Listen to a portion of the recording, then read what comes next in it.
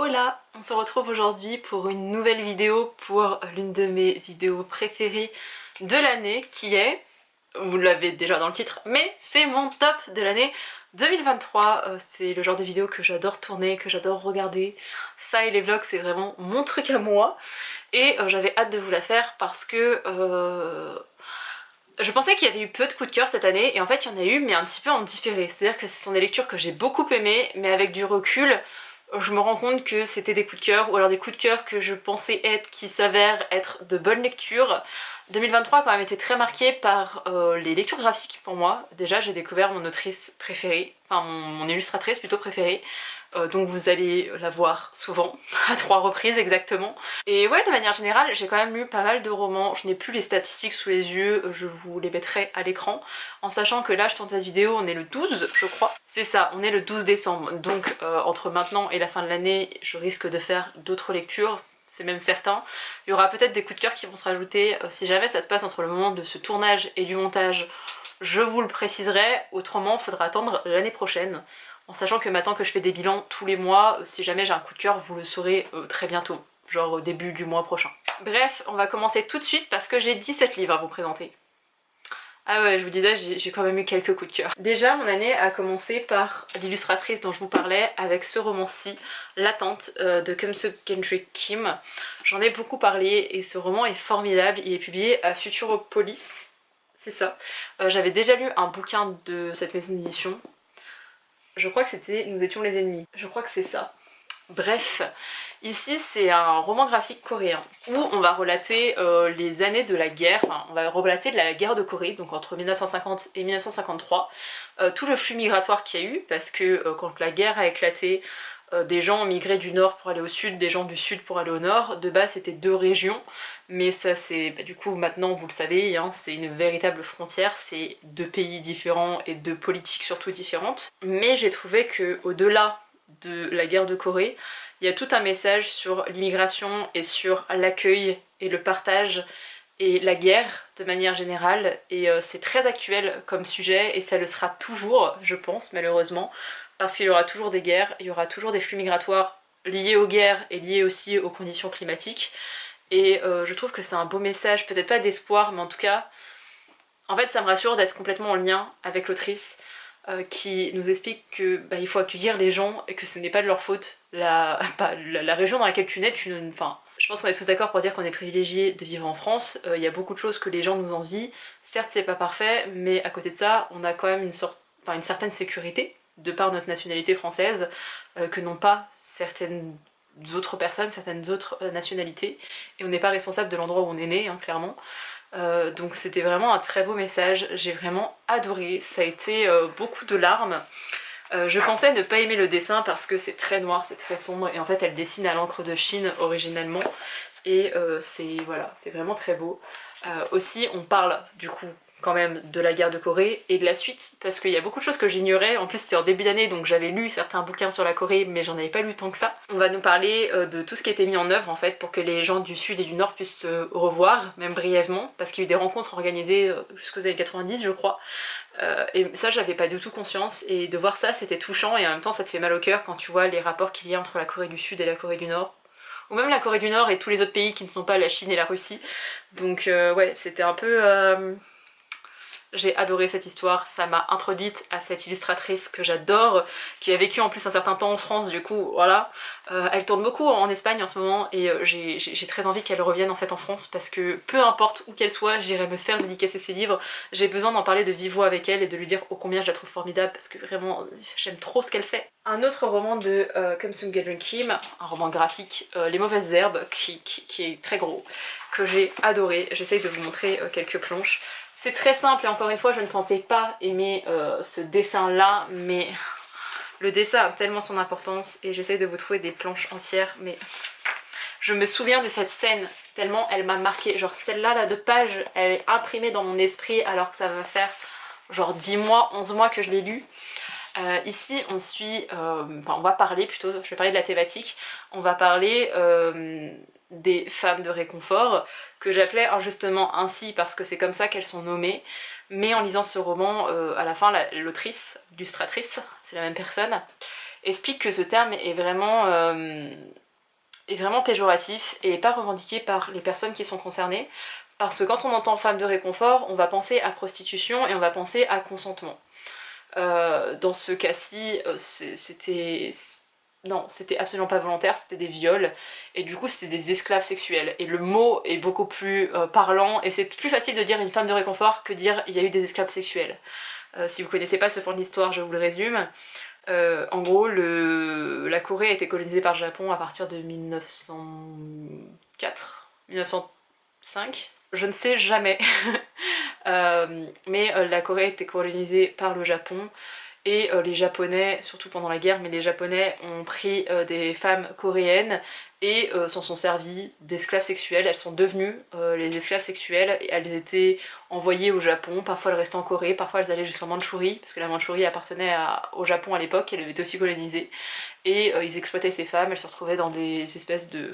clairement dans des maisons closes, dans des bordels, où elles étaient exploitées. Et là-dedans on suit l'histoire d'une jeune fille qui appartient à une famille nombreuse et ses parents décident de la vendre parce que ils peuvent pas subvenir à ses besoins, donc ils vont se séparer de leur fille et ils pensent qu'ils l'envoient dans une bonne famille, ou enfin dans une bonne famille, dans une famille où elle va pouvoir travailler, gagner son argent et au moins survivre, et eux ils auront une bouche de moins à nourrir. Ça s'est beaucoup fait pendant différentes guerres et je pense que ça se fait encore maintenant. Ils le font avec leur fille et se disent bah au moins elle aura un avenir meilleur et nous on pourra subvenir à nos besoins parce que là c'est plus possible, il y a trop d'enfants et voilà, la contraception à l'époque. Sauf que cette jeune fille elle est envoyée dans un restaurant, puis elle va être vendue à des japonais du coup, enfin, je sais plus trop exactement comment ça se fait, mais elle se retrouve à devoir migrer, elle va partir et elle va être exploitée en tant qu'esclave sexuelle et on suit sa vie, on suit la vie des femmes qu'elle va rencontrer, des jeunes femmes qu'elle va rencontrer parfois parce qu'il y a des enfants dans le lot, il y avait des gamines de 11 ans, ne venez pas me faire croire qu'à 11 ans on est mature ou quoi que ce soit, hein, on ne l'est pas, je pense que même qu'à 18 ans on est encore des enfants, donc vous imaginez bien qu'à 11, voilà, c'était merveilleusement beau et douloureux comme lecture. Enfin cette lecture était belle et douloureuse plutôt, c'était très fort, j'ai adoré, j'ai pleuré tellement de fois, et même de vous en parler, je sais pas si vous vous êtes rendu compte, mais le son, le ton de ma voix a baissé d'une octave parce que vraiment, il était hyper marquant, je l'ai adoré, mais c'est horrible.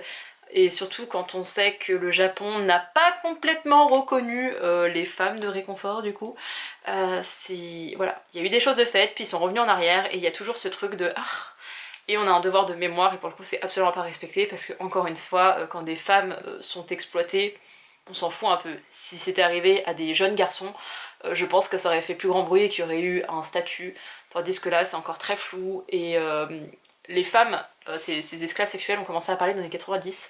C'était une femme qui était au Canada, qui était partie au Canada par la suite, qui a parlé la première, et du coup d'autres témoignages sont arrivés, mais pendant toutes ces années en fait il y a eu un silence, il y a eu un tabou total, et il y a toujours cette non-reconnaissance officielle de la part des Japonais, sauf que ces femmes, qui du coup ça se passait dans les années 40, elles décèdent petit à petit parce qu'elles sont âgées, et bientôt il y aura plus ces femmes pour raconter, pour expliquer, et il n'y aura toujours pas eu de reconnaissance de la part de l'État, et voilà. Même en Corée du Sud, c'est assez, entre guillemets, controversé. Il y a un livre qui s'appelle L'île des femmes de la mer, je vous le mets à l'écran. C'était l'un de mes coups de cœur de 2022.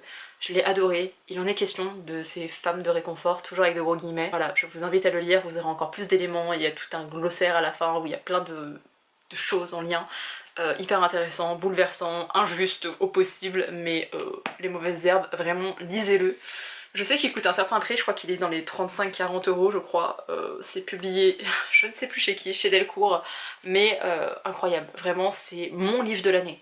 De tous ceux que je vais vous parler aujourd'hui, celui-ci, si vous le lisez, si vous l'achetez, déjà je vous garantis que vous allez passer un moment éprouvant et que vous allez sûrement aimer, vous sentir mal à l'aise, ça c'est sûr, et voilà, je vous invite vraiment fortement à le découvrir parce qu'il était incroyable. J'ai noté un autre roman de l'autrice, roman graphique toujours, hein, parce que je ne l'ai pas en papier, je l'avais acheté, sauf qu'il est arrivé dans un état pitoyable à la Fnac, enfin de la part de la Fnac, du coup je l'ai renvoyé, j'avais pris le temps de le lire entre temps, et là je l'ai mis dans ma wishlist pour Noël, donc soit ma famille me l'offre, soit je vais me le racheter parce que je l'aime trop, et qu'il est trop important, et c'est une thématique très forte qui me tient à cœur et qui me révolte.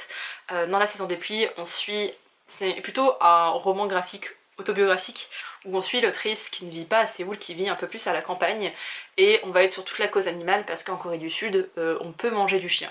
c'est pas quelque chose qui se fait énormément, en tout cas pas chez les plus jeunes, c'est plutôt des personnes âgées qui en mangent, mais culturellement ça se fait plus ou moins.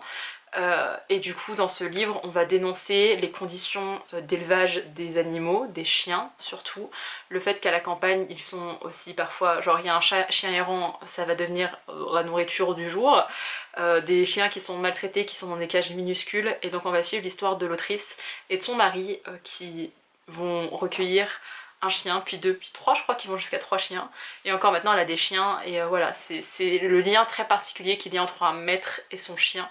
Et c'était beau et c'était triste parce que ça dépeint aussi une réalité qu'on connaît pas toujours sur la Corée du Sud, et c'est pas toujours glamour. D'ailleurs il y a un phénomène assez bizarre, c'est que d'un côté il y a l'exploitation des chiens, je parle des chiens parce que là il est question des chiens, il y a aussi le fait de consommer des chiens et que c'est pas des chiens d'élevage ou comme on pourrait voir avec des vaches ou que sais-je, et en même temps il y a ce paradoxe où en ville parfois genre les chiens sont promenés dans des poussettes, sont avec des vêtements, et enfin vraiment deux mondes qui s'opposent complètement.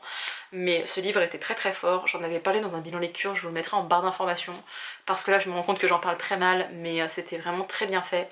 Et pour être une personne qui aime les animaux au point de ne plus en manger, je peux vous dire que non, c'était pas triggerant. Genre la thématique peut paraître triggerante, mais dans le texte et dans les dessins, il y a rien qui montre le fait qu'on torture un animal et qu'on va le manger derrière. Il y a rien de tout ça.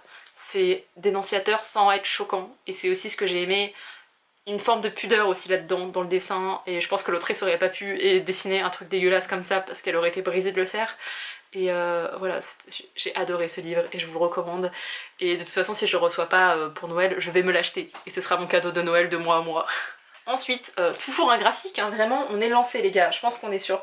Voilà, là j'ai tous mes graphiques et après j'ai tout ce qui concerne les romans et les essais. Je vous en dirai plus après. J'ai lu en début d'année Funéral, pardon, Concerto. J'en ai beaucoup parlé, j'ai l'impression, et en même temps, je sais pas. Dans cette histoire, on suit une jeune femme qui est complètement perdue, qui adore la musique, mais elle a une relation un peu particulière à la musique. Et un jour, elle va aller avec... Je sais pas si c'est... Non, c'est pas son oncle. Je suis pas sûre que ce soit quelqu'un de sa famille, mais bref, elle va intégrer un centre funéraire, de pompes funèbres, et elle va devoir apporter du soin au corps des personnes. C'est ça son travail. Et on va suivre cette entreprise de pompes funèbres avec différents personnages qui sont dedans. C'est un one shot, et je précise aussi que c'est un manga taïwanais. C'était la première fois que je lisais un bouquin taïwanais et ça m'a ouvert à d'autres lectures et à une autre littérature que j'adore maintenant, mais c'était le premier que j'ai commencé, que j'ai lu, et ça m'a vraiment très bien introduit certains rites religieux et rites funéraires aussi, parce que forcément là on est en lien avec la mort. Il y a à la fois cette jeune fille qui cherche sa place dans ce monde et qu'elle trouve pas forcément. Il y a les différentes histoires des personnes décédées, parce que du coup on les suit aussi indirectement. Et il y a aussi une autre histoire avec les personnages de l'entreprise des pompes funèbres. Il est pas très long, les dessins sont très simples. Voilà, je vous les montre brièvement. Mais j'ai adoré. Vraiment, je peux pas vous dire autre chose. J'ai adoré, je m'attendais pas à ça. Je l'ai aimé au point que j'ai fait lire à ma mère. Et vous savez, si vous me suivez depuis quelques temps, quand je fais lire un bouquin à ma mère, c'est que vraiment il m'a plu. Et qu'il faut qu'elle le lise. Et c'est pareil pour vous aujourd'hui, genre, c'est pas la lecture de l'année, mais moi il m'a fait quelque chose ce bouquin. J'ai adoré. Et je pense qu'il m'a aussi fait quelque chose parce que, vous le savez sûrement, je suis soignante et mon taf c'est aussi de faire parfois des toilettes mortuaires. C'est un truc que j'aime faire, même si ça paraît glauque, mais quand j'accompagne une personne pendant plusieurs mois, plusieurs années de sa vie, le fait de le laver et l'habiller, entre guillemets pour son dernier voyage, c'est hyper symbolique pour moi, et c'est vraiment genre la fin de ma prise en charge. Je l'ai accompagné jusqu'au bout et je trouve ça hyper important. Et voilà, le soin apporté au corps et tout le respect de l'intimité du corps de la personne, de son vécu, c'était vraiment mis à l'honneur dedans, et c'est ce que j'ai adoré. Et qu'on le souligne comme ça, c'était vraiment, c'était trop bien, donc je vous le recommande. Je vous ai mis 2 tomes du même webtoon parce que j'ai adoré. Cette année sont sortis le tome 2, le tome 3 et aussi le tome 4 de Naviera, sauf que j'ai vraiment eu des coups de cœur pour le tome 2 et 3, le tome 4 un petit peu moins. Mais saga chouchou, voilà, c'est publié chez K-Books, parce que K-Books ne font que des bouquins de qualité, c'est bien connu. J'adore, vraiment, c'est mon petit webtoon à moi. J'ai commencé à regarder le K-drama qui est complètement inspiré du webtoon, sauf que je l'ai mis en pause en attendant que le 5e et dernier tome sorte. Je n'ai pas regardé si on avait une date de sortie, mais ça va pleurer fort, voilà. C'est mon webtoon, c'est mon graphique doudou. Je me sens pas bien, je le lis, ça va mieux. Je me sens bien, je le lis, je pleure et en même temps je me sens bien. Je vous ai déjà fait le speech de nombreuses fois, mais je vais le refaire brièvement. Ce jeune garçon était promis à une bonne carrière, une grande carrière de danseur, sauf qu'il va se blesser, il se démotive et il fait moins d'efforts et il n'arrive pas à retrouver son niveau d'avant. Et il est aigri de la vie et il a une histoire familiale complexe et voilà, il va pas très bien. Et nous avons ce papy, ce grand-père qui était fonctionnaire toute sa vie, qui s'est toujours saigné pour que sa famille aille bien, sauf qu'en faisant ça il s'est pas rendu compte qu'il a sacrifié d'autres pans de sa vie et dont lui-même. Là il a 70 ans et il décide de réaliser son rêve qui est de danser. Sauf qu'il a 70 ans, est-ce qu'on peut danser à 70 ans et devenir genre un petit rat de l'opéra? Voilà, mais lui il rêve juste de se produire une fois sur scène, il rêve juste de danser et de... voilà. Sauf que ce papy va pousser les portes d'un studio de danse et il va se faire plus ou moins recaler et finalement on le prend à l'essai et c'est ce jeune garçon qui va être puni, entre guillemets, et va devoir prendre soin de ce vieil homme. Sauf que lui au début il est aigri et qu'il veut pas s'en occuper et il veut pas avoir une responsabilité.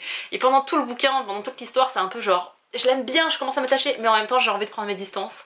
Et leur amitié est tellement belle, de même que du coup ce papy a eu des enfants, on suit l'histoire de ses enfants, on voit le regard de sa famille sur sa passion pour la danse. Lui qui était très seul, très isolé, bah, il commence un peu à sourire grâce à ce papy. Et voilà, c'est incroyable, j'aime beaucoup, c'est mon webtoon doudou, j'adore y retourner, voilà, je vais être très triste quand le tome 5 va sortir. Parce que dans ma tête ça finissait en 6 tomes et on m'a dit que non, ça finissait en 5. Donc je suis en deuil alors que je ne l'ai toujours pas lu, vous voyez. J'ai découvert aussi cette année Le Fils de Taïwan, qui est un graphique, je ne sais pas trop comment le qualifier. Alors là pour le coup j'ai pas du tout aimé le coup de crayon, mais il y a un tel effort de traduction, d'édition pure qui a été faite que voilà, il faut le souligner, il faut le recommander, il faut le lire les gars. Je vous ai dit, j'ai vraiment découvert la littérature taïwanaise cette année et quelle claque, déjà juste Taïwan et quelle claque, je suis en train d'en apprendre un petit peu plus chaque jour sur ce pays et incroyable, il se passe tellement de choses dans son histoire que dans son histoire, enfin une histoire ancienne et une histoire moderne, contemporaine. J'adore, j'aime beaucoup trop. Je vous ai mis le tome 2 parce que c'est vraiment le coup de cœur que j'ai eu. Le tome 1 j'étais un peu hésitante, le tome 3 je l'ai bien aimé, mais ce tome 2, j'y pense encore. Ici on suit l'histoire d'un jeune garçon, je vous raconte les résumés du tome 1, même si les tomes se suivent. On suit l'histoire d'un jeune garçon qui est érudit, qui est très intelligent. Sa famille va l'inscrire au lycée, puis à la fac, il réussit bien dans ses études. Et un jour il va assister à un groupe de paroles je crois, enfin bref, une rencontre littéraire quelconque, et il va être arrêté quelques temps après par l'armée qui lui dit qu'il complote, qu'il est... je crois que c'est communiste, hein. Mais il y a eu tellement de choses avec la Chine, Taïwan, tout ça, que j'ai un doute sur les accusations qui lui sont portées. Mais en gros, il est accusé faussement, on le force à signer une déclaration en disant oui, si tu signes de papier, tu seras libéré. C'est faux, il va être arrêté et il va être isolé, il va être envoyé sur une île pour purger sa peine, et c'est ce qu'on suit dans le tome 2. Dans le tome 1, ça va être tout, entre guillemets, l'enrôlement et toute la côté un petit peu politique de la chose qui vont l'amener à sa condamnation qu'on suit ici. Dans le tome 3, c'est la reconstruction de l'homme, parce que l'homme en question a vraiment existé, c'est pas une autobiographie mais c'est une biographie. Et dans le tome 4, je ne sais pas, parce qu'il devait sortir en décembre, là j'ai vu qu'il sortait en janvier-février. Donc je suis triste, mais en même temps j'ai hâte, c'est une saga en 4 tomes, ça... Alors même si on suit un homme et la biographie d'un homme, on suit aussi l'histoire de Taïwan à travers son portrait et c'est incroyable. Et quand je vous dis qu'il y a un effort de traduction, je le montre à chaque fois, mais c'est tellement rare qu'il faut le dire. Déjà vous avez un petit compte rendu, je sais pas comment on peut dire, un petit résumé de la politique à cette époque, de tous les changements qui existaient, comment ça s'est fait, etc. Après on remet du contexte sur la scène qui va se dérouler. Voilà, genre qu'est-ce que l'île verte, je l'ai appris à ce moment-là. Et ensuite vous avez ceci. Et ce sont différentes écritures, différentes polices de caractères qui correspondent à un certain langage, parce que j'ai très peur de dire une mauvaise prononciation, mais genre le Minan, le Minan, je sais pas comment on pourrait dire, c'est genre le taïwanais, il y a le mandarin qui est une forme de chinois, on va dire ça comme ça, et on a le japonais, parce que les japonais ont aussi colonisé, enfin bref, le Japon à l'époque, pas ouf. Donc voilà, il y a différentes calligraphies parce que dans le texte il s'adresse pas à tout le monde de la même façon et c'était hyper intéressant d'un point de vue linguistique aussi de voir tout ça parce que la colonisation ça passe aussi par la linguistique. Et voilà, c'était l'un de mes coups de cœur de cette année et j'ai hâte d'avoir le tome 4. Et je pense que je relirai la saga genre d'une traite pour vraiment tout me remettre en tête parce que c'est très riche. Et je suis pas... Autant si la Corée du Sud je commence à être... Enfin j'ai mes bonnes bases maintenant, autant tout ce qui est Chine, Taïwan, j'ai pas de bonnes bases. Donc c'est un peu compliqué de se remettre à chaque fois dans les faits historiques, dans la chronologie surtout. Ensuite j'ai lu un manga assez récemment et je l'ai adoré. Quand la nuit tombe, pardon, de Ri Aouga, je pense qu'on dit comme ça. Ici on suit l'histoire de deux jeunes qui sont au lycée, qui sont amis, mais il pourrait y avoir plus entre eux. Et un jour ils donnent rendez-vous à un endroit, ils se disent voilà, ça va être officiel, ils vont sortir ensemble, ils ont un date en fait. Ils se préparent chacun de leur côté. Et là d'un seul coup cette jeune fille elle s'apprête à partir et la police sonne chez elle. Son père est arrêté pour le viol d'une femme qui est la mère de ce garçon. C'est pas incroyable comme switch. Déjà pour qu'au Japon quelqu'un soit reconnu de viol, enfin soit condamné pour un viol, c'est pas anodin, vous voyez, c'est quelque chose qui est assez rare. Si en France c'est déjà pas très... mais alors au Japon c'est encore pire. Donc il y a tout cet aspect judiciaire, même si c'est pas tout détaillé, il y a cet aspect judiciaire. Et il y a tout ce côté social, genre comment est-ce que la famille, la vie de cette jeune fille aussi va changer, parce que son père a été accusé puis reconnu de viol, et culturellement, socialement, c'est pas la même chose. Et vous savez, ces deux jeunes qui étaient fous amoureux l'un de l'autre, mais sauf qu'il se passe un drame et comment ça se passe. C'était incroyable, vraiment je peux pas vous dire autre chose, je l'ai adoré, c'est un one shot et il y a tout dedans. Je l'ai beaucoup trop aimé, et quand j'aime beaucoup trop un livre, je ne sais pas en parler. J'ai adoré le dessin, non mais regardez-moi ça. Je vous montre différentes planches, mais c'était beau. Enfin, personnellement, j'ai adoré, je trouvais ça très beau. J'ai adoré l'histoire, j'ai tout aimé de ce manga, qui avait été recommandé par quelqu'un, mais je ne sais plus qui, sur un live de Séverine. Donc si jamais, allez voir les lives participatifs de Séverine, parce que on fait de bonnes lectures. D'ailleurs je vous ai même pas dit combien de livres j'ai lu cette année, mais je crois que actuellement j'en suis à 146. Il y a pas mal de graphiques dans le lot, je crois qu'on est à la limite, genre j'ai bientôt atteint les 100 romans slash essais slash non-fiction lus, mais on n'est pas trop mal cette année, franchement.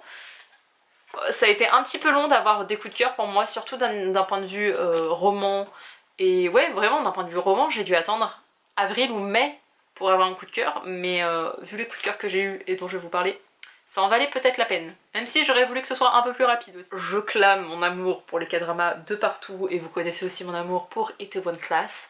Forcément, il fait partie de ce tome.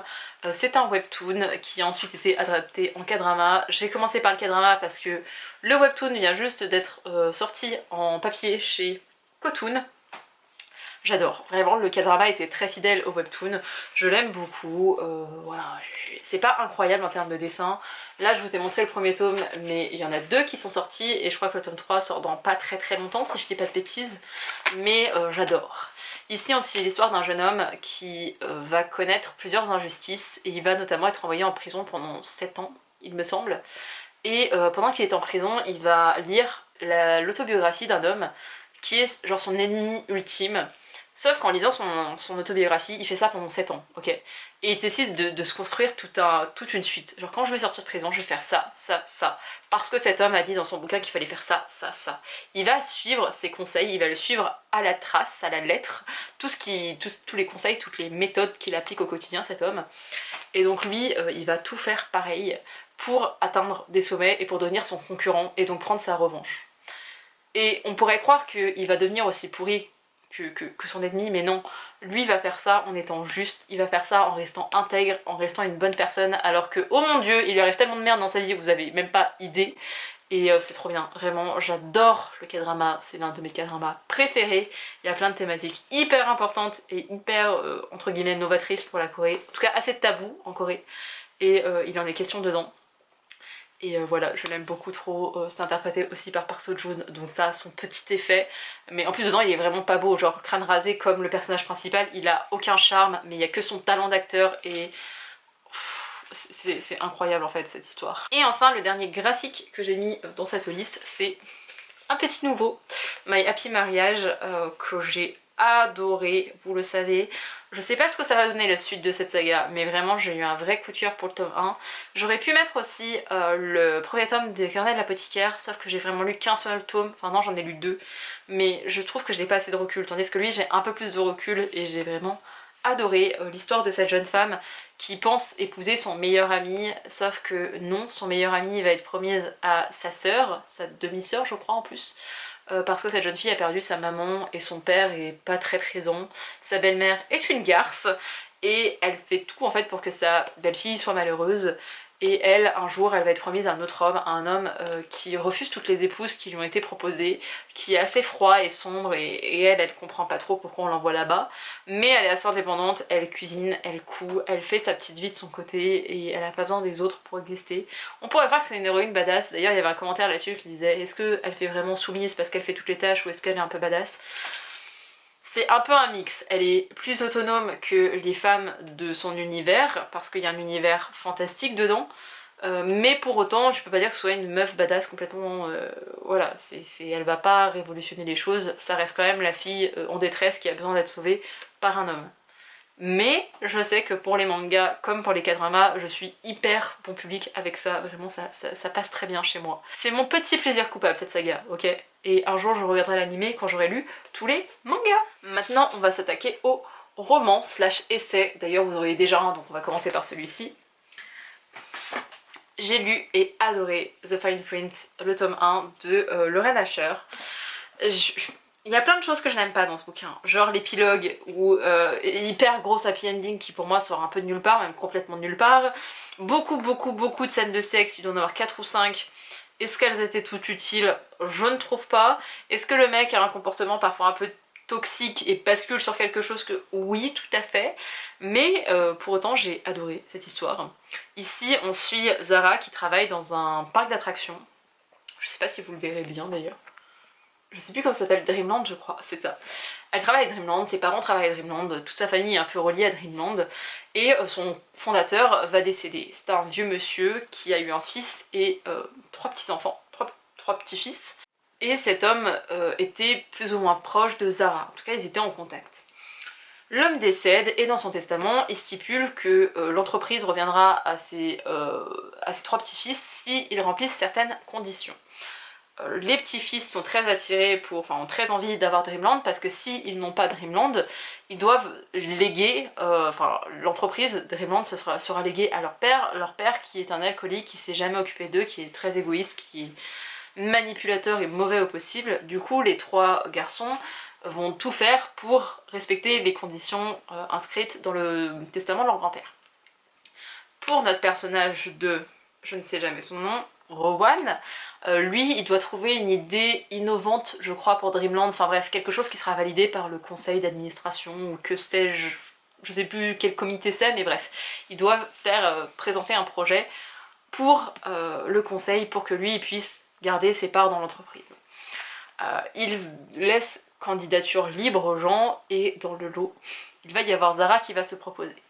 Sauf que Zara, elle a un passé avec lui qui se présente vraiment dans les premières pages du livre où elle va pas très bien l'accueillir et lui parler sans savoir que ça va devenir son boss.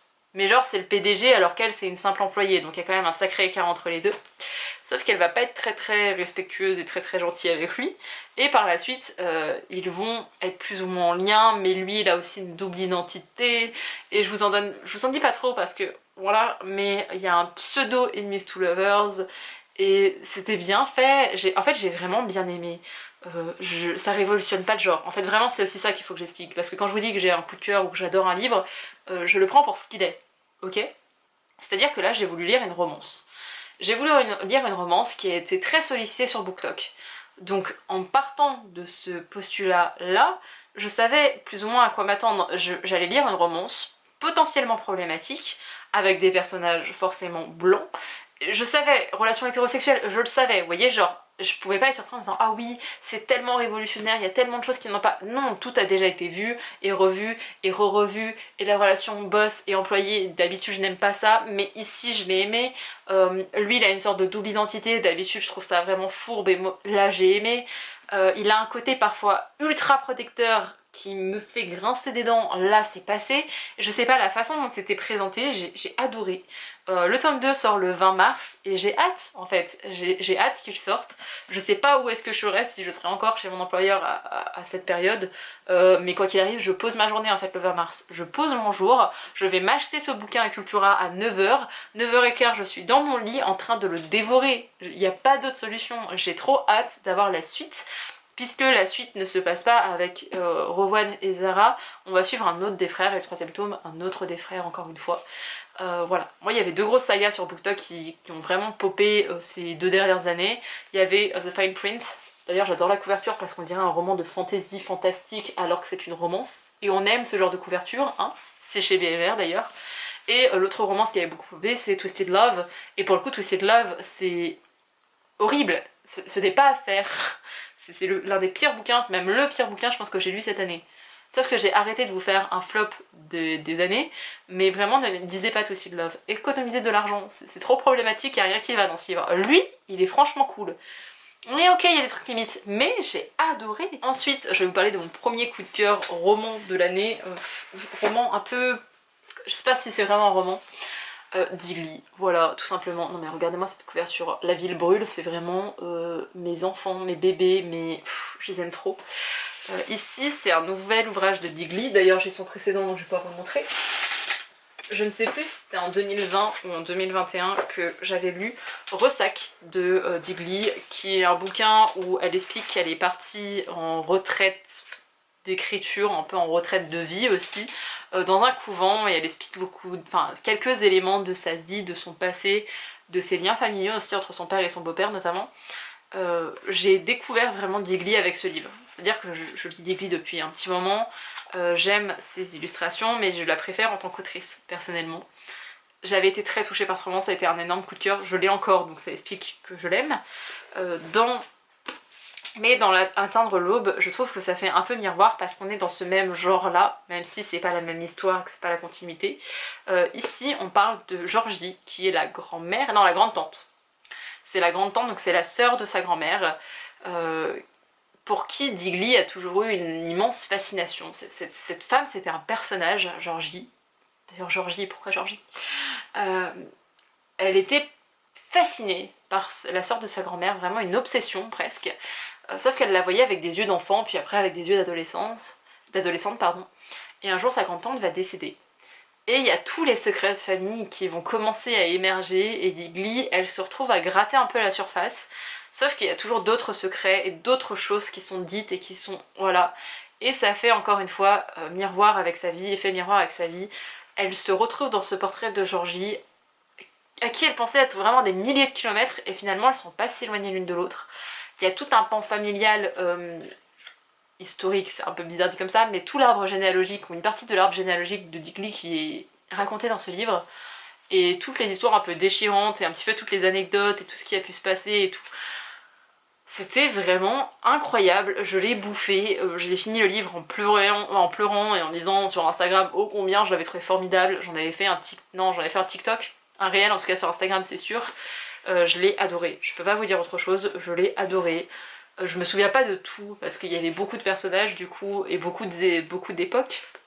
Et c'est toujours raconté selon le prisme de Digli et toujours avec aussi cette forme de pudeur. On se trouve aussi dans la région lyonnaise qui forcément me parle beaucoup. Enfin, il y a même la ville de mon lycée qui est mentionnée dedans, incroyable. On parle un peu de Marseille parce que Georgie elle a vécu à Marseille.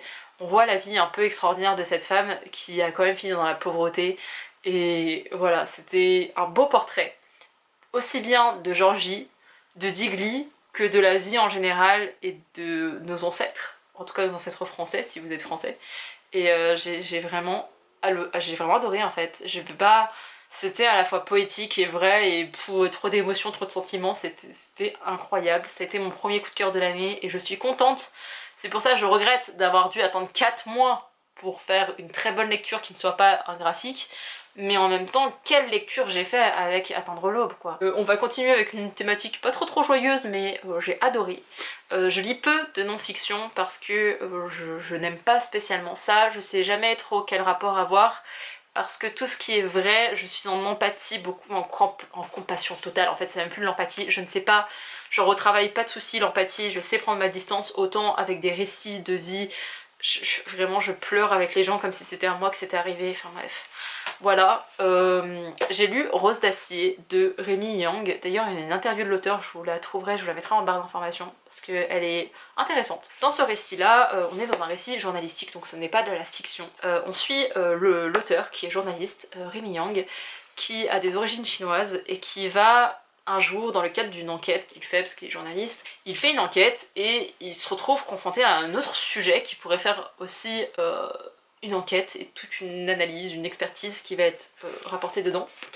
Rémi se rend compte, je dirais que c'est mon pote, le journaliste se rend compte qu'il y a tout un réseau de prostitution chinois à Paris, dans le quartier de Belleville, et surtout il va découvrir qu'il y a eu beaucoup de violence de la part des clients de ces prostituées, et il y a eu des meurtres, et vraiment ça a été loin, et c'est la vraie vie, donc ça se passe en 2018, ça je crois, 2017-2018. Il apprend ça, il est intrigué, il commence à mener l'enquête, sauf que c'est un homme qui débarque dans un milieu, entre guillemets, de femmes, et de femmes vulnérables. Les prostituées sont des personnes vulnérables. Du coup, il est pas trop le bienvenu, mais en même temps il a des traits asiatiques, donc c'est un peu compliqué de le jauger. Et il va, par le biais d'autres associations et d'autres intervenants, il va pouvoir entrer en contact avec ces femmes chinoises qui se prostituent. Et on va apprendre dans ce récit comment ces femmes en sont venues à se prostituer, quelle vie elles ont en Chine et quelle vie elles espèrent retrouver en Chine. Parce que pour beaucoup d'entre elles, elles ne sont pas associées à un réseau de proxénétisme. C'est d'elles-mêmes qu'elles décident de quitter la Chine où elles n'ont pas forcément une vie facile, où elles ont besoin d'argent. Donc elles quittent la Chine, elles viennent en France, elles cherchent un job entre guillemets honorable. Et elles n'en trouvent pas, ou alors ça paye pas assez, du coup elles se tournent vers la prostitution, qui paye plus mais qui crée aussi plus d'insécurité. Et plus tard, leur objectif, c'est une fois qu'elles ont envoyé assez d'argent au pays, c'est d'y retourner pour finir entre guillemets leur vie là-bas. Enfin, en tout cas de passer leur retraite et d'être un peu plus tranquille. On parle de femmes qui ont aux alentours d'une quarantaine d'années. On n'est pas sur des gamines de 12 ans, on est vraiment sur du 30-50 ans à peu près. Des femmes plus matures du coup. Des femmes qui s'entraident beaucoup entre elles, qui ont des récits de vie assez similaires, un mari qui s'est blessé et du coup ils peuvent plus subvenir aux besoins de la famille, ou ils ont eu des dettes parce qu'il a fait trop de dépenses, ou leur mari est mort. C'est beaucoup des récits hétérocentrés, hétérosexuels forcément, et c'était vraiment touchant de voir la dévotion de ces femmes. Elles sont prêtes à vendre leur corps pour que leurs maris et leurs enfants puissent avoir une vie décente, et beaucoup de notions de sacrifice, même si elles le voient pas comme ça. Mais ce sont des femmes qui sont vraiment sacrifiées pour leurs proches. À côté de ça, on voit la violence des hommes, parce que les clients ne sont pas à tendre. On voit aussi les conséquences de la loi, parce que la prostitution n'est pas légale, mais elle n'est pas illégale non plus. Elles ne sont plus sanctionnées comme c'était le cas avant si elles racolaient quelqu'un. Par contre, leurs clients peuvent être sanctionnés, parce que maintenant on sanctionne le client. Et dans ce récit, on voit les désastres en fait de cette loi. Donc voilà, c'était très fort. La seule frustration que j'ai ressentie, c'est que c'est pas de la fiction. Il n'y a pas de happy ending, il n'y a pas de ah bah voilà, d'un seul coup tout le monde se réveille, il n'y a plus de prostitution dans le monde, les femmes gagnent plus que les hommes parce qu'à un moment donné il faut rattraper toutes les années où on a été martyrisé et où on a été mal perçu. Il n'y a pas de tout ça en fait, c'est vraiment juste la vie qui continue, il y aura toujours des violences, il y aura toujours la prostitution, il y aura toujours. Et c'est triste en fait de... Bah, ouais, je voulais une happy ending même si c'était pas réaliste quoi. Ensuite, un petit peu de douceur avec un young adult que j'ai adoré. C'est Toi, moi, elle de Rachel, je pense que c'est comme ça, Rachel Lippincott, pardon, et Alison Derrick. D'ailleurs, je crois que j'ai lu un autre roman de Alison Derrick, j'avais pas trop aimé. Mais ici, je me souviens pas de tout alors que je l'ai lu il y a genre 5-6 mois, c'est pas si vieux que ça, mais je l'ai trop aimé. Ici, on suit une jeune fille qui s'appelle Molly. Molly qui est très réservée, qui a une relation assez fusionnelle avec sa maman. Molly qui a des origines coréennes, parce que sa mère est coréenne, sauf que sa mère a, entre guillemets, renié ses origines. Elle ne veut rien avoir à faire avec la communauté coréenne. Elle ne veut pas rentrer en interaction, elle ne veut pas parler coréen à sa fille, ou toute la culture coréenne, la K-Wave qui débarque, elle veut pas entendre parler. Du coup, même si elle est très asiatique, Molly, elle se sent pas forcément coréenne. Et surtout, Molly, c'est un peu aussi une petite fille qui s'habille simplement, qui va chez Macy's, qui est un gros magasin aux États-Unis, qui s'habille un peu comme une petite fille, qui est très proche de sa maman, genre elles vont faire leur shopping ensemble, enfin genre la mère accompagne sa fille, et voilà, la relation vraiment elle est un peu surprotégée, Molly. Et Molly, depuis très longtemps, elle est amoureuse, je sais pas si depuis très longtemps, mais bref, elle est amoureuse de Cora. Sauf que les filles débarquent à la fac et il y a un ouragan qui va arriver au même moment qui s'appelle Alex Blackwood. Alex qui est l'opposé de Molly. Alex qui est téméraire, qui est fougueuse, qui a une petite amie qu'elle aime, mais en même temps, alors elle est exclusive avec elle, elle ne va pas coucher avec d'autres femmes, parce que parce que Alex est lesbienne. Elle a une petite amie qui a un groupe de rock qui commence un peu à percer, sauf que Alex elle est un peu trop volage, elle va pas coucher avec d'autres femmes ou embrasser d'autres femmes, par contre elle a plein d'amis filles et parfois dans ses amis il y a aussi ses ex. Donc c'est un peu particulier d'être très très proche de ses ex et de garder une certaine distance avec sa petite amie parce que Alex est très secrète, elle se livre pas sur sa vie alors qu'elle a une mère alcoolique et ça sa petite amie genre elle est pas du tout au courant. Elle reste très secrète, Alex, elle se protège beaucoup et c'est ce que lui reproche sa petite amie, de pas assez partager avec elle. Et sa petite amie décide de la quitter. Alex, elle comprend les arguments qu'elle avance, sauf qu'elle sait pas comment remédier à ça parce que Alex, elle a besoin d'être toujours entourée parce qu'elle est très très seule et qu'elle se sent seule. Et elle peut pas le dire ça à son, du coup, ex-petite amie. Sauf que Alex va croiser le chemin de Cora. Et Cora est plutôt attirée par Alex. Sauf que Molly, elle est amoureuse de Cora. Donc elle aime pas trop cette fille qui est complètement exubérante et extravertie et qui débarque et qui essaye un peu de faire tout ce qu'elle veut, machin. Elle l'aime pas Molly, Alex. On n'est pas complètement dans Enemies to Lovers parce que rapidement les filles vont faire une sorte de deal. Alex va proposer à Molly de la dévergonder et de faire en sorte qu'elle puisse sortir avec Cora. Sauf que vous comprenez, c'est une romance, qu'est-ce qui va se passer? Alex va s'attacher à Molly, voilà. C'était pas innovant, c'est pas novateur, c'est pas... Mais c'est très bien fait. Déjà des lesbiennes, les gars. Déjà une histoire avec des lesbiennes, c'est alléluia! Il y en a eu un cette année de livre, je sais pas s'il est sorti l'année dernière ou cette année, mais il y en a eu un, 2023 en France, donc il est de cette année. Un bouquin avec des lesbiennes, on aime. Un bouquin young adult avec des lesbiennes, on aime aussi. Et vraiment, il y avait tout dedans. C'était très fort, c'était très beau. Molly est vraiment la fille à maman. La fille, peut-être pas d'une bonne famille, mais en tout cas vraiment le côté très familial qui était présent parce qu'on voit aussi son frère. Et on a Alex qui est vraiment plus indépendante et solitaire, même si elle est très entourée, elle est quand même très seule. Et de voir ces deux mondes qui se... Voilà, c'était trop bien, j'ai adoré, c'était incroyable. C'était pas fou, mais j'ai adoré. Et c'était au bon moment, et vraiment, romance young adult, lisez-le, trop bien. Donnez de l'argent aux autrices, montrez à... Je sais plus qui c'est, montrez à Michel Lafon que on veut des livres sur des lesbiennes, et c'est pour ça qu'on les achète. Et voilà, j'ai beaucoup trop aimé. Ensuite, je vais vous parler de deux poches qui sont des thrillers. Et oui, il y a des thrillers dans ce top, d'ailleurs ce sera les deux derniers coups de cœur, mais j'en ai mis d'autres. Ok, j'adore les thrillers coréens, que ce soit en K-drama, mais avant tout en roman.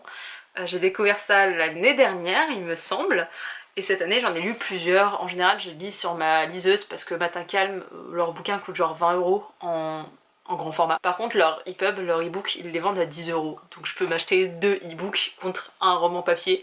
Donc voilà, et on fait des bons calculs, hein, on est pauvres par ici.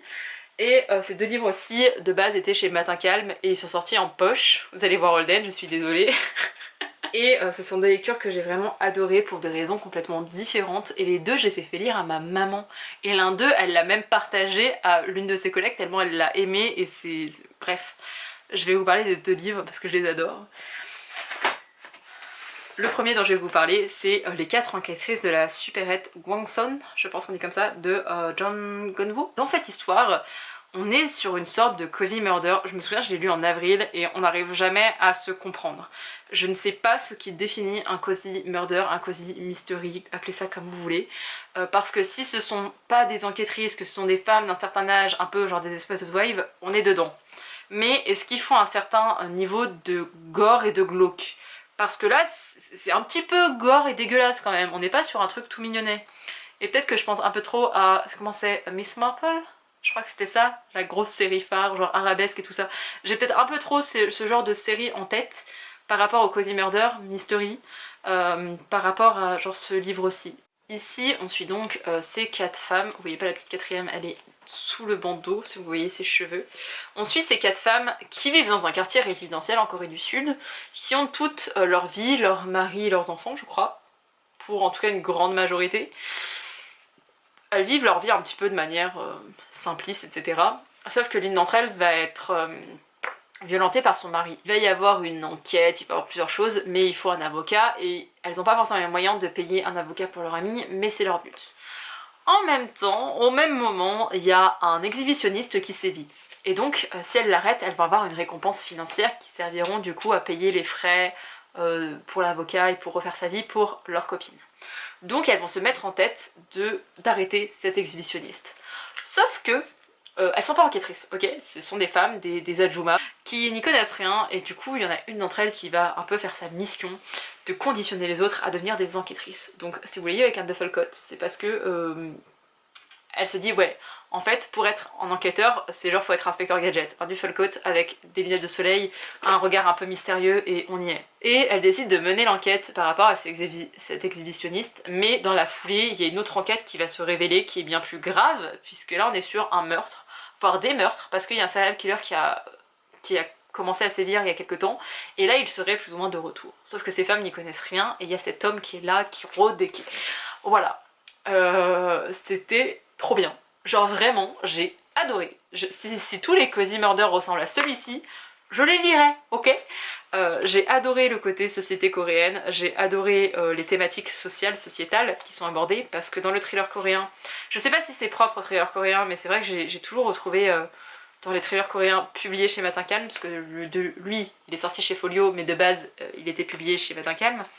Dans tous les romans de chez eux que j'ai lus, il y a toujours une grosse thématique sociétale, sociétale, et je l'ai retrouvée encore là-dedans. On parle de serial killer, on va parler de psychopathie dedans, et c'était hyper intéressant, et c'était un peu drôle et ironique, et voilà, c'était super sympa, vraiment j'ai adoré, et c'est pas niais, et c'est un bon thriller, et c'était vraiment haletant, et t'as envie d'en savoir plus, et c'était trop bien, genre vraiment c'était trop bien. Je l'ai fait lire à ma maman il y a pas si longtemps que ça, elle l'a adoré. C'est celui-ci qu'elle a fait lire aussi à une de ses collègues qui l'a adoré, alors que sa collègue en plus elle connaît rien à la Corée du Sud. Du coup c'était genre vraiment, si vous ne connaissez pas la culture, la littérature coréenne, mais lisez-le, vous allez passer un bon moment. Je suis pas une pro des thrillers, je n'y connais pas grand chose, j'en lis très peu, et je ne supporte pas par exemple la torture envers les animaux. Tuer des bébés mais pas des chiots, ok, mais là je sais pas, il y avait tout qui... Et puis c'est quand même un peu gore et un peu dur, enfin vers la fin du bouquin quand même, hein.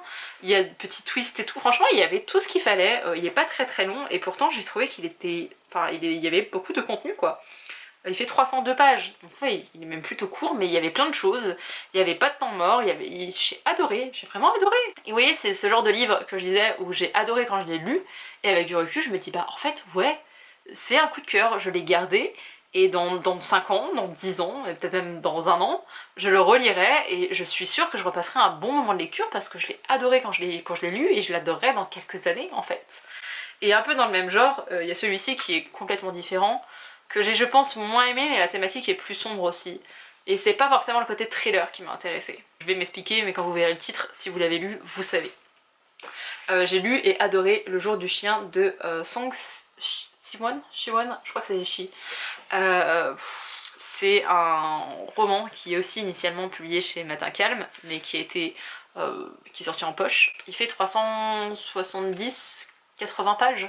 Ici on suit plusieurs histoires, mais enfin 2 enquêtes principalement. Mais dans l'une d'entre elles, on suit un homme qui marchait tranquillement, je crois dans son immeuble ou je ne sais plus exactement où, et qui d'un seul coup va s'en prendre physiquement à quelqu'un et va le tabasser. Vraiment il va le battre à mort. Vraiment il va tuer quelqu'un à force de lui donner des coups. Sauf que cet homme il est marié, il a un enfant, il a jamais été violent, il a pas de casier, il a un bon travail. De base il avait un bon travail. Il a pas le profil du tueur colérique, voilà. Et en plus il a agressé une personne complètement lambda aussi. Ça fait pas sens. À côté de ça, il y a une autre enquête où il y a un corps, je crois, ou des os qui ont été retrouvés. Non, je crois que c'est un corps qui a été retrouvé. Une jeune femme sans histoire, qui était pas spécialement proche de sa famille, qui vivait toute seule à Séoul, enfin bref, deux profils complètement différents qu'on n'aurait jamais pu associer ensemble, sauf que des histoires vont finir par se rejoindre. Alors pour la jeune femme qui a été retrouvée morte, c'est la police qui mène l'enquête, alors que pour cet homme, c'est un avocat, qui est un jeune avocat d'ailleurs, si je crois qu'il est diplômé, mais vraiment c'est sa première enquête ou presque, il va mener l'enquête et il n'a pas forcément toutes les cartes en main. Et à force de creuser chacun de leur côté, ils vont se rendre compte d'un passé, de choses assez sombres sur ces deux personnes, parce que ces deux personnes souffraient de dépression. Et ils ont pris des traitements, puis ont arrêté, puis ont rejoint une sorte de secte gourou.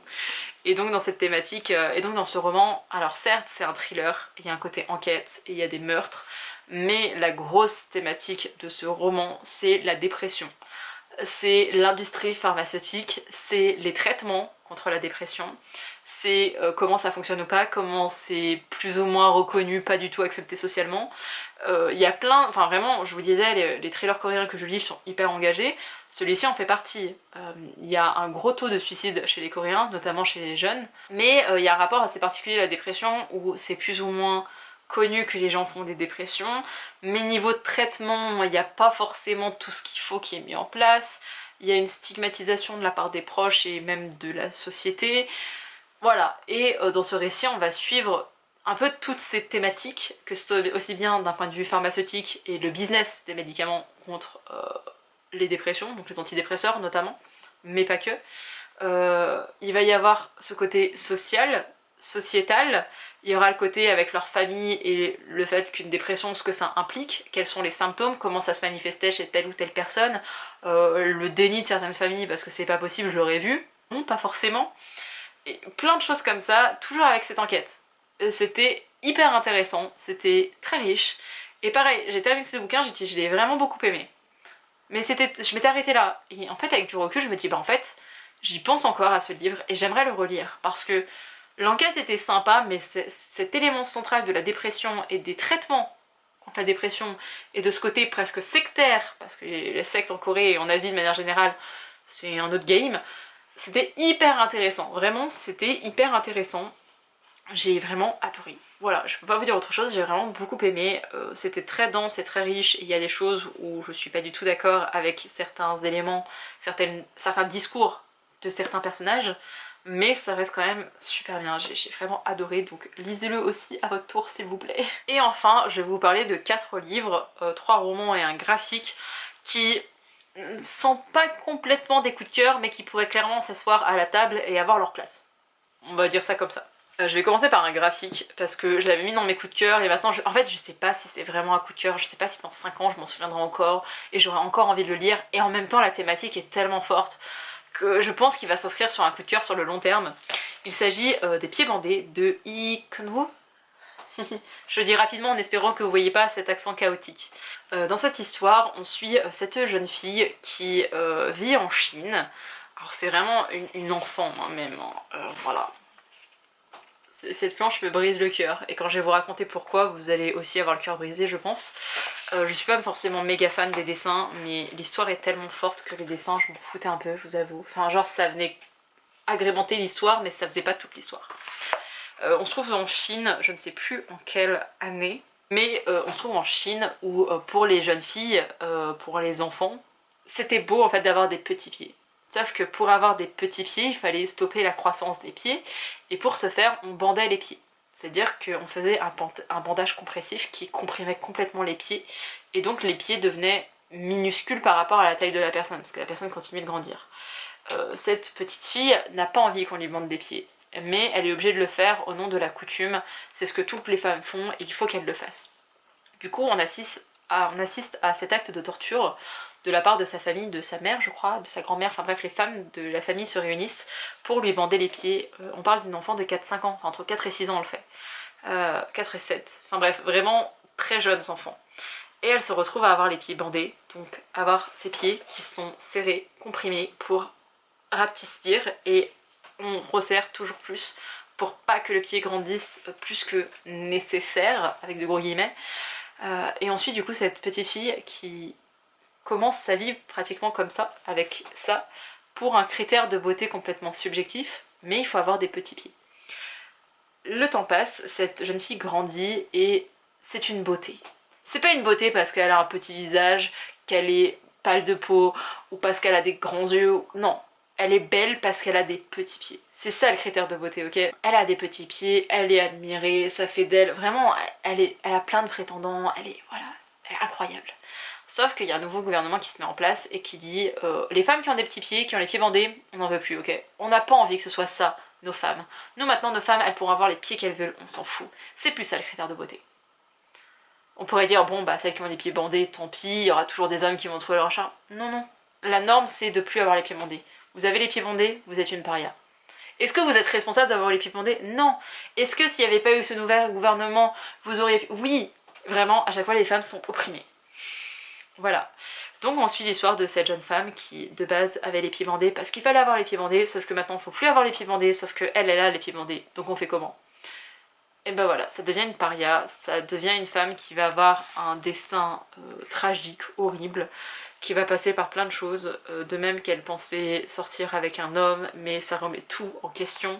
Et à l'époque, il faut quand même qu'une femme soit mariée pour pouvoir s'épanouir, et en Chine c'est toujours vraiment le cas, qu'il faut se marier pour exister, pour avoir des enfants, pour avoir un statut quelque part.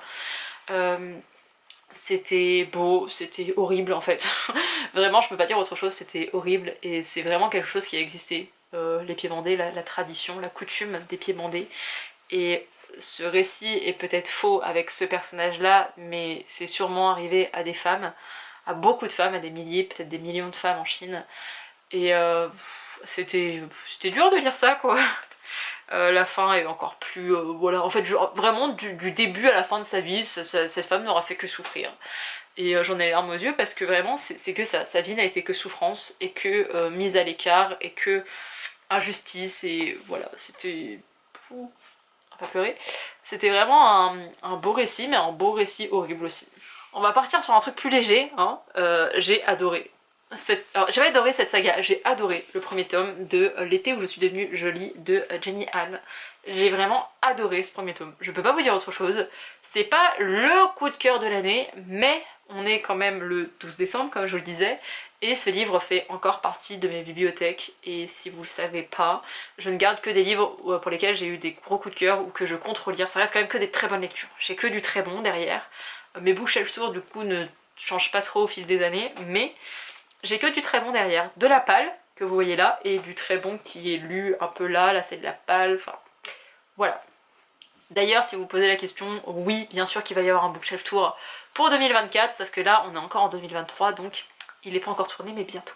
Dans l'été où je suis devenue jolie, on suit une jeune fille qui s'appelle Belly, qui chaque été se rend, je ne sais plus où est-ce que c'est, je ne sais plus dans quel coin des États-Unis c'est, mais bref, elle se rend dans leur maison de vacances avec ses meilleurs amis d'enfance. Vraiment, chaque année, ils se retrouvent l'été, genre les deux familles se retrouvent, passent des bons moments ensemble, et Belly passe énormément de temps avec son frère, mais aussi avec Conrad et Jérémia.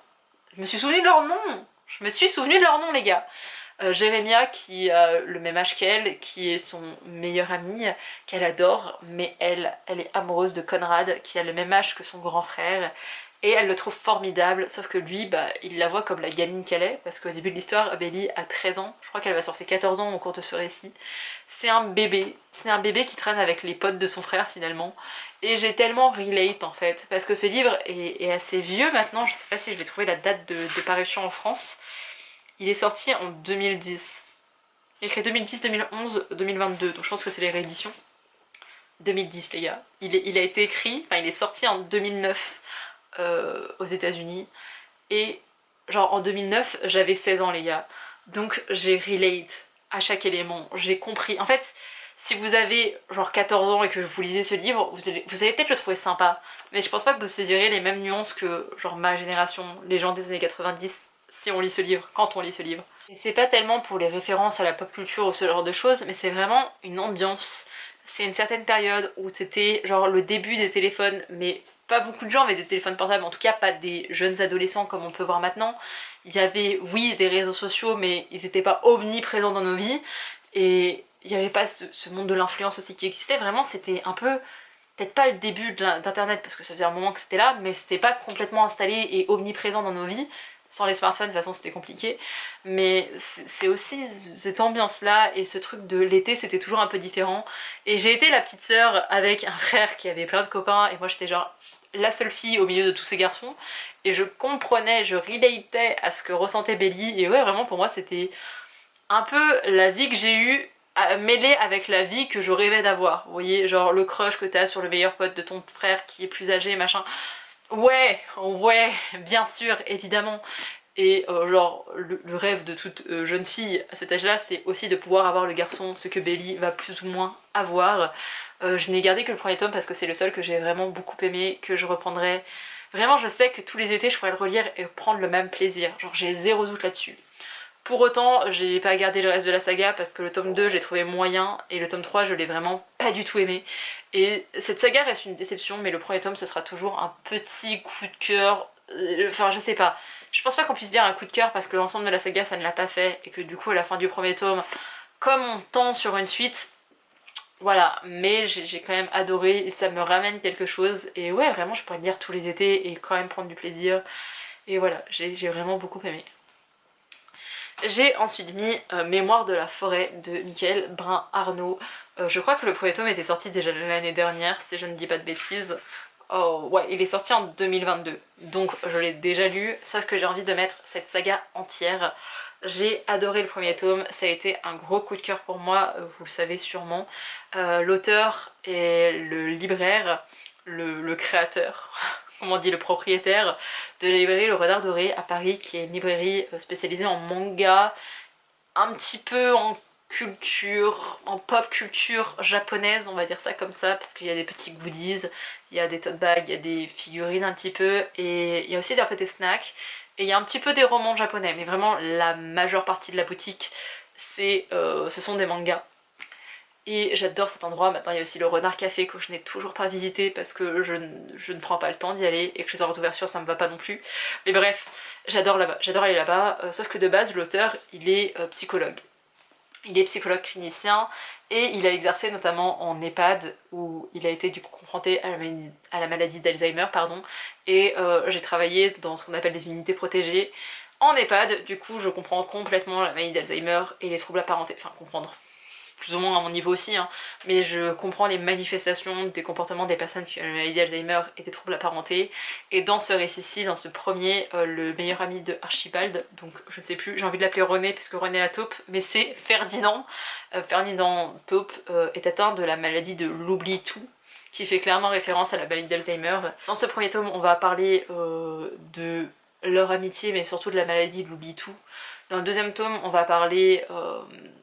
il y a une guerre entre qui est le propriétaire de la librairie dont Archibald est le propriétaire, mais finalement est-ce qu'il est vraiment le propriétaire. Il est question un peu d'homosexualité dedans. Voilà, j'ai chialé dans le tome 2 à cause de ça. Il est question aussi du passé et de toute la rancœur et aussi d'une forme de pardon et de résilience, donc j'ai beaucoup aimé. Et dans le tome 3 il est question de plagiat et toujours un peu le pardon et aussi un peu le dépassement de soi parce qu'on suit le neveu de Ferdinand qui a une santé fragile, qu'on voit déjà au fil des tomes mais là vraiment un tome lui est consacré. On voit qu'il a une santé fragile et il va devoir aller au-delà de ses limites et il y a plein d'autres thématiques mais j'arriverai pas forcément à vous les pointer du doigt. Mais ouais, c'est un peu ma saga coup de cœur, mais c'est pas genre un top... Celui-ci, oui, vraiment, il restera mon top 1, mais j'ai le reste de la saga dans ma bibliothèque parce que j'adore, genre vraiment, j'adore toute cette histoire, je trouve ça doux et hyper... Oh, c'est engagé sans que ce soit militant et trop militant, parce que parfois, quand les bouquins sont un petit peu trop rabâcheur, je sais pas comment on peut dire ça, quand il y en a un peu trop, je me sens mal à l'aise et j'ai plus l'impression d'être dans un roman mais dans de la non-fiction, dans un essai. Là c'est pas le cas. Oui on le lit parce que je suis pas la seule à le lire, oui on le lit en tant qu'adulte avec notre regard d'adulte, mais j'ai zéro doute sur le fait que je l'aurais adoré étant enfant et que je suis sûre les enfants l'adorent avec leur regard d'enfant parce que nous on a forcément cette double lecture d'adulte. Mais on perd aussi notre innocence que les enfants ont et eux ils voient un renard qui est copain avec une taupe et que la taupe elle a des problèmes et la taupe elle rencontre plein de gens et elle s'en souvient pas et voilà c'est un peu ma saga doudou qui va se terminer d'ailleurs en 2024 parce qu'il y avait un tome par saison et là ça y est on arrive à la fin. Je crois qu'il reste quoi comme saison? L'été, parce que là je crois que c'est le printemps. Donc il doit rester l'été si je dis pas de bêtises, parce qu'on a eu l'automne, l'hiver et ça c'est le printemps. Hein. Donc ouais, il doit rester l'été. Je suis très triste de laisser les personnages et en même temps ils vont me laisser un souvenir tellement doux que voilà, c'était un plaisir. J'ai essayé de lire l'autre roman de l'auteur que je n'ai pas du tout aimé, je l'ai même abandonné. Mais cette saga jeunesse, elle va rester je pense longtemps dans ma mémoire et dans mon cœur quoi.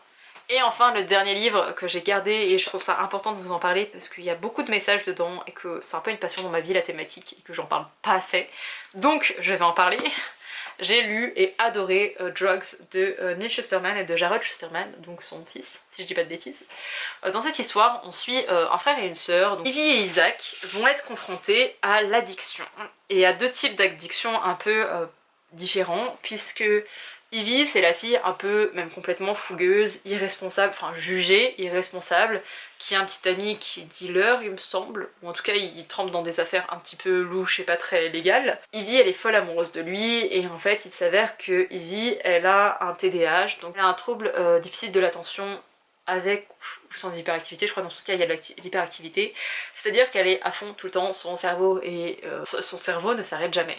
On va vraiment rester comme ça peut se manifester physiquement comme mentalement, psychiquement, émotionnellement, je sais pas comment dire. Elle a un TDAH et du coup elle va prendre des médicaments qui s'appellent la Attendez, j'ai toujours un doute avec le nom. Adderall. Elle va prendre de l'Adderall, qui est un médicament qui permet justement aux personnes de diminuer leur pic de dopamine, leur recherche de... Enfin je sais pas exactement les molécules qui interviennent mais je sais que le TDAH c'est lié à la dopamine, mais ça permet aux gens de se calmer un peu et de redescendre et de permettre entre autres de se concentrer un peu plus facilement, en tout cas avec moins de difficultés. Ivy elle en prend parce que vraiment elle est dépassée, qu'elle a besoin d'un truc pour se poser, elle a un diagnostic, elle a un médecin qui lui fait des prescriptions et elle peut avoir accès à son traitement qui lui permet vraiment de lui faire du bien. Sauf que petit à petit, elle se rend compte que quand elle prend 2 pilules, elle est encore plus concentrée et elle arrive à faire encore plus de choses, elle passe de cancre à plutôt bonne élève, elle passe de quelqu'un qui est complètement émorcelé à quelqu'un qui est beaucoup plus concentré et centré sur elle, et elle se sent différente, du coup elle va augmenter petit à petit ses doses. Et son frère, un jour, il a mal à la tête je crois, ou il se blesse, je ne sais plus exactement ce que c'est, et sa grand-mère décide, je crois qu'il a une douleur, mais bref. Et un jour sa grand-mère va lui donner un traitement, je crois que c'est un anti-inflammatoire, mais j'ai un doute.